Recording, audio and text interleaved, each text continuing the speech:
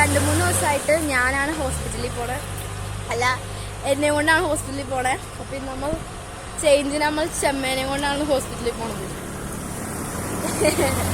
സംഭവം എന്താന്ന് വെച്ചാൽ 2-3 ദിവസമായിട്ട് എനിക്കായിരുന്നു പനിയും ചുമ തലകറക്കം എല്ലാം എന്റെ ബോഡിയിൽ ഉണ്ടായിരുന്നു ഗൈസ്. എന്നെ ചുറ്റിപ്പറ്റി നിൽക്കുകയായിരുന്നു.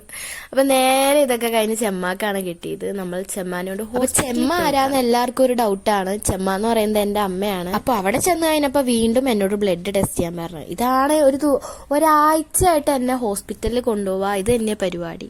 എനിക്ക് തോന്നണേ എന്നെ പറ്റിച്ചു കൊണ്ടുപോയതാണോന്നൊരു ഡൗട്ട്.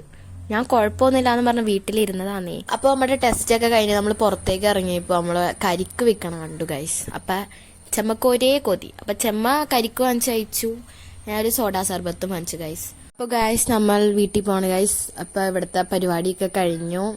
നമ്മൾ മെഡിസിൻ ഒക്കെ വാങ്ങിച്ച് നമ്മൾ നേരെ വീട്ടിൽ പോയി റെസ്റ്റ് എടുക്കണം ഗൈസ്. ടാറ്റാ.